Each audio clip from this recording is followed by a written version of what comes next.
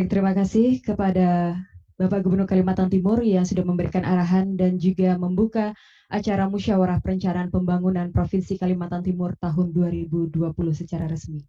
Hadirin dan undangan yang kami muliakan, selanjutnya kita akan masuk pada arahan yang akan disampaikan oleh para narasumber dengan waktu selama kurang lebih 15 menit untuk masing-masing paparan yang akan disampaikan. Dan untuk paparan pertama, marilah bersama kita ikuti arahan Menteri Perencanaan Pembangunan Nasional Republik Indonesia, Kepala Bappenas Republik Indonesia yang diwakili oleh Deputi Bidang Pembangunan Nasional. Kami silakan selama kurang lebih 15 menit untuk dapat memberikan paparan kepada kita semua. Kepada Bapak Insinyur Rudi Suprihadi Prawira Dinata, NCRP PhD, disilakan. Terima kasih. Assalamualaikum Pak Gubernur, Bapak Ibu semuanya. Pertama-tama saya ingin menyampaikan permohonan maaf dari Pak Menteri. Dari Pak Menteri Bappenas yang sedianya berkenan hadir Bapak pada pagi hari ini, tapi mendadak ada ratas, jadwal kemarin malam ada ratas kaitan pangan dan lain-lain. Jadi meminta saya untuk mewakili pada pagi hari ini. Sebetulnya dengan kondisi sekarang dimungkinkan satu hari bisa menghadiri 4-5 musrenbang, Pak. Tapi ada beberapa waktu yang juga yang bersamaan jadi sulit untuk mengatur. Pak Menteri sangat semangat sekali untuk menghadiri musrenbang di berbagai provinsi. Baik, Bismillahirrahmanirrahim. Yang terhormat Bapak Gubernur Provinsi Kalimantan Timur, yang terhormat Bapak Wakil Gubernur Provinsi Kalimantan Timur, yang terhormat Menteri dan Menteri yang dalam hal ini diwakili atau yang mewakili, yang terhormat anggota DPR, DPR RI dan juga DPD RI, yang terhormat Ketua DPRD Provinsi Kalimantan Timur, para anggota Forum Koordinasi Pimpinan Daerah Provinsi Kalimantan Timur, yang terhormat para bupati, wali kota, organisasi perangkat daerah Provinsi Kalimantan Timur, yang terhormat para tokoh masyarakat, akademisi, wakil organisasi masyarakat dan lembaga masyarakat lainnya, serta seluruh hadirin musrenbang RKPD Provinsi Kalimantan Timur. Assalamualaikum warahmatullahi wabarakatuh. Salam sejahtera bagi kita semua. Mudah-mudahan saya bisa memenuhi waktu 15 menit ini. Sebetulnya bahannya cukup panjang, saya coba pilah-pilah. Sebagaimana Bapak Ibu ketahui bahwa kita pada saat ini kondisinya tidak seberuntung tahun-tahun sebelumnya karena ada COVID-19 ini yang dampaknya cukup signifikan, baik terhadap korban manusia, dampak sosial ekonomi, bahkan ke perubahan perilaku masyarakat dan pemerintah. Sekarang ini kita juga ingin mengoptimalkan impact ya untuk memastikan bagaimana kita berkoordinasi. Seperti sekarang ini kita melakukan musrenbang Prof melalui video conference seperti ini, kemudian juga memasukkan telemedicine misalnya. Dulu kita hanya fokus menggunakan telemedicine itu di wilayah-wilayah terpencil, di wilayah-wilayah yang konektivitasnya relatif sulit, seperti misalnya di pedalaman Papua.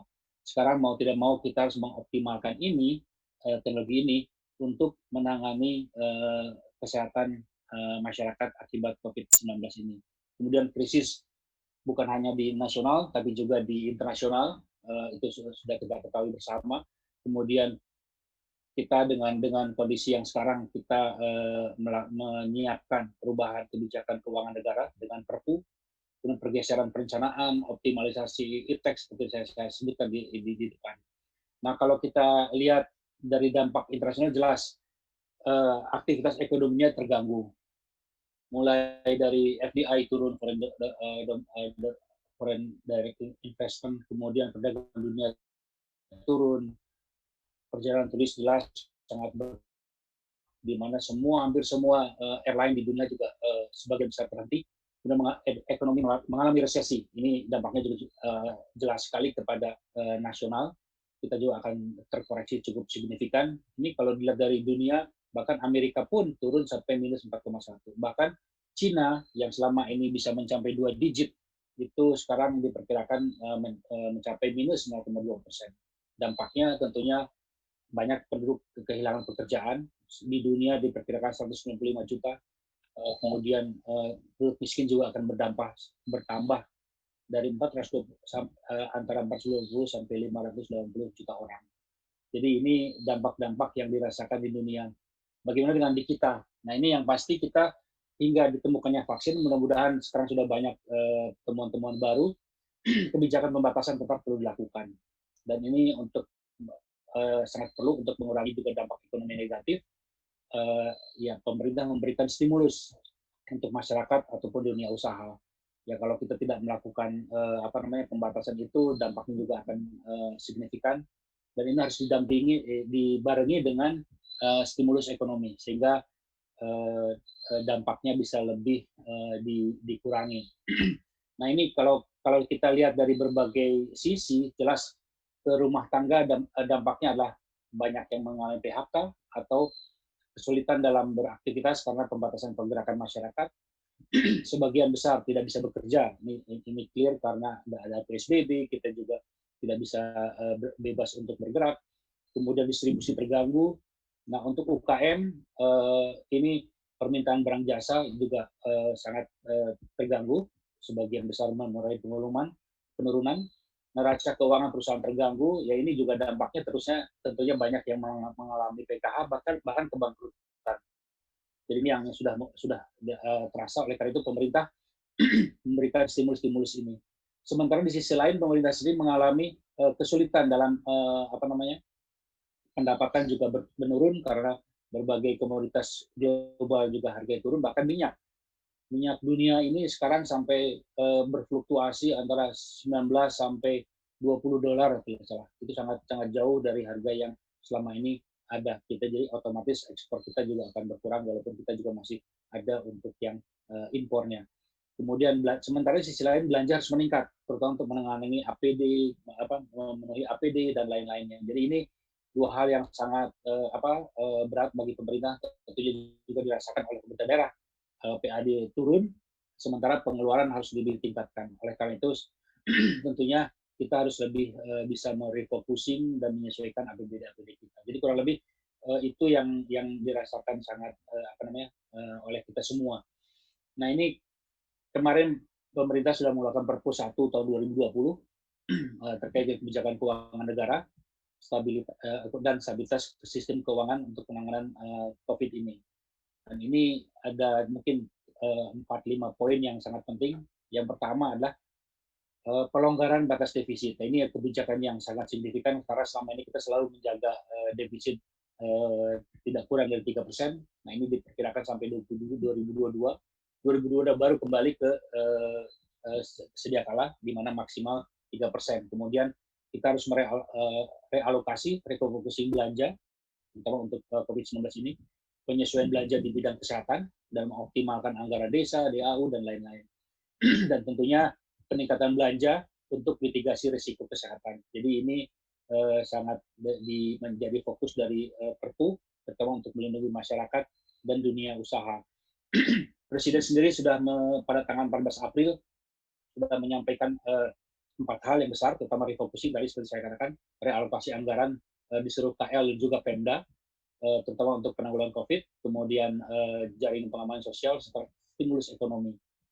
Nah, kemarin Presiden sudah menyampaikan juga masih ada beberapa daerah yang disarankan untuk melakukan refocusing ini, tapi ada beberapa daerah masih bisa disusul. Tapi itu 14 April, kemudian sekarang semuanya sudah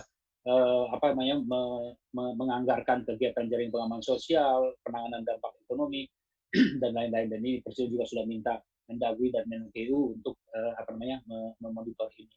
Jadi tentunya kita harapkan semua daerah sudah ke sana karena ini sudah semakin nyata.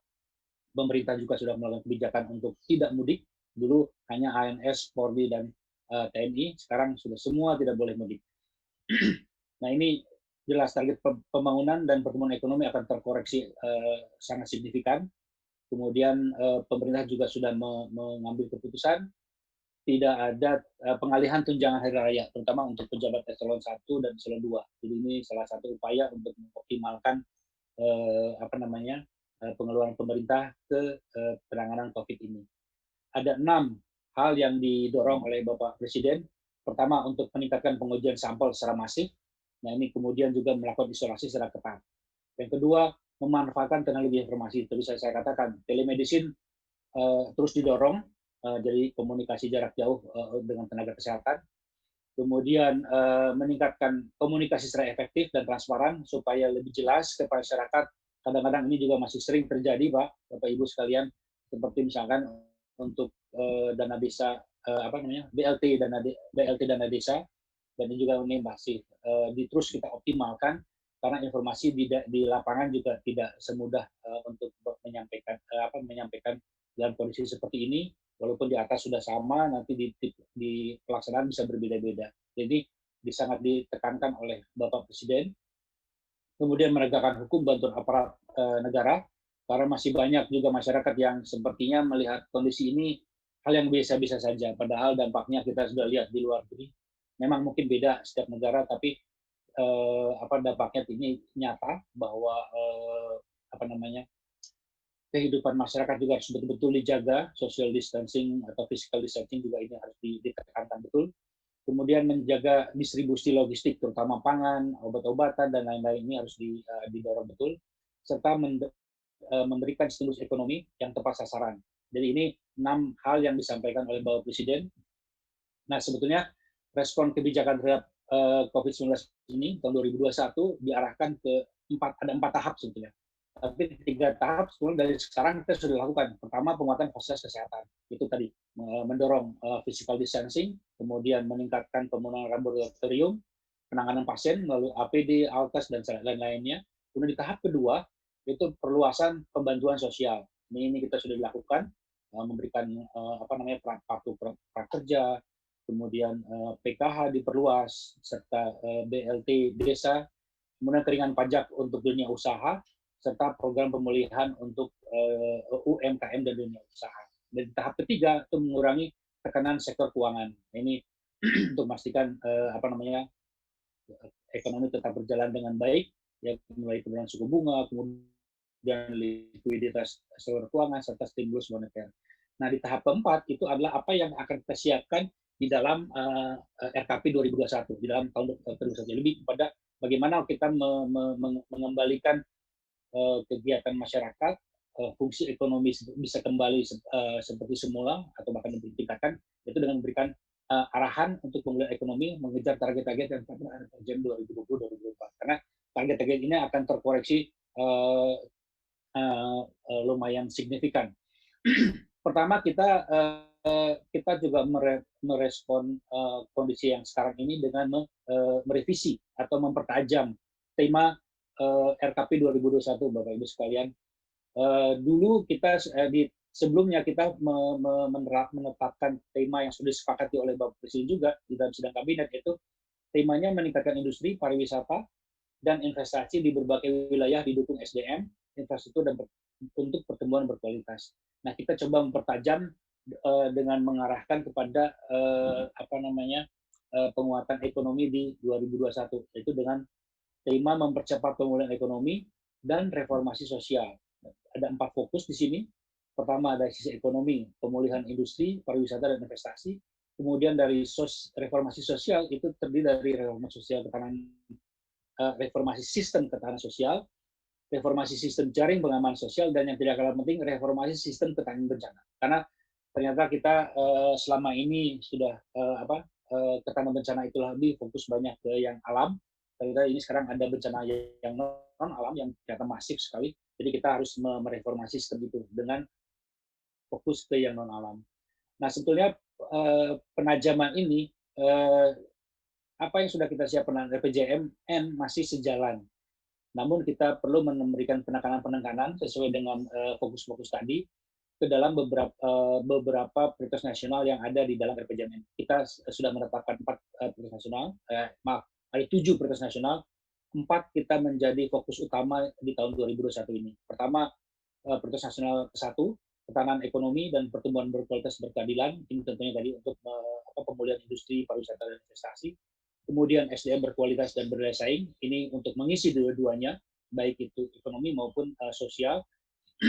Kemudian PN5, infrastruktur untuk ekonomi dan pelayanan dasar. Nah, ini juga sama untuk mendukung kedua itu. Dan yang terakhir, PN6, itu lingkungan hidup, ketahanan bencana, dan perubahan iklim. Ini lebih fokus kepada bagaimana kita mempersiapkan reformasi ketahanan bencana tersebut. Jadi ini masih sangat relevan.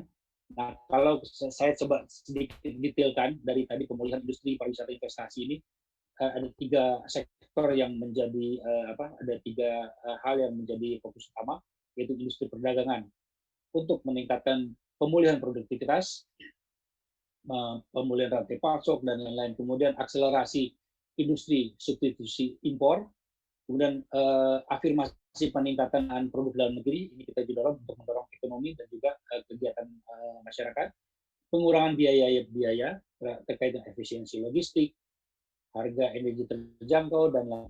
Untuk pariwisata, nah ini jelas saya rasa mungkin sektor yang terdampak paling cepat akibat dari COVID-19 ini. Kita di depan harus meningkatkan aksesibilitas untuk pemulihan, peningkatan frekuensi jalur penerbangan dan lain-lain, peningkatan wisata domestik, kemudian harus mendorong pemasaran wisata kembali, baik lokal maupun internasional, meningkatkan event-event untuk menarik wisatawan baik lokal maupun internasional seperti MotoGP dan lain-lain. Ini yang nanti di 2021 tentunya kita harapkan COVID-19 ini banyak prediksi ada yang bisa berakhir Juni atau Juli atau bahkan September. Mudah-mudahan di akhir Juni ini bisa tuntas semua, kita bisa kembali memulai kegiatan yang seperti semula, walaupun mungkin secara bertahap ya. Nanti 2021 kita bisa lebih full untuk recovery ini. Kemudian yang di sisi investasi, tentunya untuk menarik investasi sebesar-besarnya untuk menggerakkan ekonomi. Pertama melalui perizinan. Nah, ini kan kita sedang menyiapkan Omnibus Law untuk cipta lapangan kerja, percepatan integrasi sistem perizinan. Nah, ini juga yang selalu disampaikan oleh Bapak Presiden, ini supaya harus terus didorong supaya investasi itu lebih cepat dan membantu pemerintah pusat maupun daerah. Promosi investasi yang terarah serta pendampingan realisasi investasi skala besar di industri, pariwisata, dan infrastruktur. Jadi ini beberapa hal terkait dengan pemulihan industri, pariwisata, dan investasi. Nah, dari sistem reformasi kesehatan nasional, nah ini kita menyadari betul ternyata sekarang kesiapan menghadapi pandemi seperti COVID ini kita masih sangat lemah. Oleh karena itu kita harus mereformasi sistem kesehatan kita, kesiapan dari pengendalian masalah kesehatan, bukan hanya COVID saja, nanti ke depan tentunya TBC itu ternyata kita kematian akibat TBC itu terbesar ketiga di dunia. Jadi ini juga kesempatan untuk kita, sebenarnya ini dengan ada COVID-19 ini, ada hal-hal yang kita juga harus fokus ke depan, mendorong isu-isu kesehatan lainnya, termasuk yaitu tadi TBC, malaria, kematian ibu dan bayi. Jadi ini merupakan sistem kesehatan yang harus betul-betul terstruktur, terintegrasi, dan bersinergi satu dengan yang lainnya. Penguatan promotif dan preventif, serta peningkatan anggaran kesehatan. Fokus penguatannya di 2021, nah ini penguatan gerakan masyarakat sehat. Ini karena ternyata memang kesadaran masyarakat juga masih perlu didorong terus. Jadi kegiatan olahraga, kebersihan, mencuci tangan, dan sebagainya ini saya pikir suatu hal yang basic yang mungkin kita bisa dorong kembali untuk digerakkan ke depan. Penguatan health security, serta penguatan sumber daya termasuk fasilitas, farmasi, alkes, dan lain-lain. Ini untuk memastikan bagaimana kesiapan fasilitas kesehatan dalam menghadapi pandemi seperti ini. Kemudian dari sisi ketahanan bencana sebagai yang selama ini di dalam RPJMN pun sudah menjadi mainstreaming kita sebetulnya, tapi sepertinya kita agak lupa dengan isu-isu yang seperti sekarang pandemi. Kita fokus ke bencana alam. Kita melihat bahwa dampak bencana alam itu sangat signifikan kepada pertumbuhan ekonomis yang dialami waktu di Palu, di NTB, dan bahkan di Aceh beberapa waktu lalu. Tapi ternyata kita belum memfokuskan ke arah bencana non alam ini, sehingga kita harus memperkuat dari sisi manajemen bencana berbasis masyarakat, desa tangguh bencana, kemudian juga meningkatkan investasi pengurangan risiko bencana, terutama untuk ancaman bencana kesehatan seperti sekarang. Nah, mungkin nanti ke depan bahkan kalau kita lihat perang ke depan itu kan ada perang biologi dan lain-lain. Ini kita harus juga siap ke arah sana. Ini saya pikir suatu hal yang perlu ditingkatkan, terutama kesiapan rumah sakit, bahkan puskesmas di desa juga harus siap ke arah sana. Kemudian menyusun rencana kontingensi, rencana operasi, dan strategi lainnya sebagai SOP penanganan bencana bersama terjadi bencana. Karena sifat dari bencana kesehatan ini lebih multidisiplin, multisektor, jadi harus ada integrasi yang sangat baik. Penguatan sistem operasi tanggap darurat tentunya ini. Nah, terus kemudian kita perlu memperkuat sistem data, data bencana terpadu dan satu referensi. Ini karena seringkali kita dalam hal data juga masih sangat relatif lemah. Secara keseluruhan, terutama di bencana ini juga kita harus punya satu referensi data yang sama. Sudah memperkuat sistem logistik, terutama pangan. Nah ini kalau kita bicara pandemik dan bencana nasional, itu ketahanan pangan menjadi hal yang sangat penting untuk bidang pangannya sendiri dan juga logistik distribusinya. Kemudian fokus alokasi RKP 2021 ke arah mana? Nah, tadi saya sudah sebutkan di depan, fokus RKP itu tadi kan ada 4. Ini juga pemulihan industri, kemudian reformasi sistem kesehatan nasional, jaring sistem reformasi sistem jaring pengaman sosial, serta sistem ketahanan bencana. Jadi ini fokus kita. Nah, kegiatannya, kita sudah ada major project yang sudah ditetapkan, sudah kita sepakati, dan kita akan pertajam. Bahkan kita tambahkan satu penguatan sistem ketahanan nasional. Ini merupakan major project baru untuk mengakomodasi isu yang terjadi sekarang. Tentunya yang lainnya kita masih relevan di 2021. Pertama terkait dengan pendidikan, pelatihan vokasi industri 4.0, kemudian pembangunan 9 kawasan industri baru di luar Jawa, serta penguatan sistem peringatan bencana dengan memperluas cakupan ke bencana pandemi. Jadi sebenarnya ini sudah ada di dalam mainstreaming kita, hanya fokusnya diperluas ke bencana non alam. Nah, dengan tadi target-target dengan fokus-fokus tadi, kita juga tentunya mengkoreksi target pertumbuhan ekonomi, kemudian target pembangunan. Kalau di tahun 2020 kemarin yang sekarang pun kita koreksi, pertumbuhan ekonomi kita targetkan 5,3, ya dengan kondisi yang sekarang kita koreksi menjadi 2,3%. Nah, tentunya di 2021 kita akan ada penyesuaian juga ke target 2021. Ini masih exercise, Bapak Ibu sekalian. Saya rasa nanti dengan daerah juga akan sama, kita akan terus sinergikan sebagaimana kita lakukan selama ini.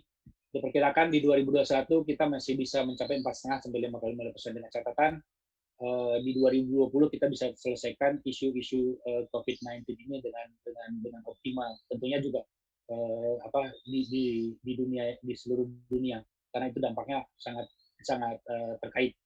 Kemudian tingkat pemanggaran terbuka dari 5,2 meningkat menjadi 8,3 perkiraan kita. Diharapkan di 2021 mencapai 7,7 dan 8,1. Kemudian tingkat kemiskinan kita yang sekarang kita sudah mencapai 9, sekian. Nah, ditargetkan sebetulnya 8,68, namun dengan kondisi sekarang kita targetkan paling tidak itu bisa mencapai 9,39. Relatif masih dekat dengan yang sekarang. Nah, di 2021 kita targetkan menjadi 8,7 atau 9,2 itu maksimum. Rasio Gini relatif tidak bergeser terlalu banyak karena dampaknya ini hampir ke semua lapisan masyarakat. Jadi baik ke dunia usaha yang besar maupun yang kecil itu terkena semua. Jadi relatif Gini rasio tidak terlalu banyak berubah. Kemudian indeks pembangunan manusia, nah ini lumayan cukup signifikan, walaupun angkanya terlihat kecil, tapi untuk IPM cukup signifikan, dari 7,251 kita koreksi menjadi 7,230. Kemudian kita targetkan di 2021 menjadi 3,32. Ini target-target pembangunan serta pertumbuhan di 2021. Nah, ini penguatan Pemda, ini kami sangat tentunya harapkan dari peran Pemda dalam menangani COVID-19 ini. Ada 4 isu besar yang kita sangat harapkan dari pemerintah daerah. Pertama, pengendalian kebijakan virus COVID-19 ini. Untuk memperkuat kebijakan social distancing. Ini karena daerah masih banyak masyarakat yang sepertinya biasa-biasa saja. Mengoptimalkan peran RT dan RW untuk pengawasan warganya, pembatasan mudik. Ini mudik sudah dilarang sebetulnya secara penuh. Pemberlakuan PSBB, walaupun masih perlu persetujuan dari Kementerian Kesehatan. Bahkan kemarin Gubernur Gorontalo sudah mengusulkan yang kedua untuk penerapan PSBB ini. Kemudian peningkatan kapasitas rumah sakit, ini jelas sangat penting sekali. Kemudian yang kedua adalah refocusing APBD, mengoptimalkan APBD 2020 serta RAPBD 2021 untuk fokus ke COVID-19.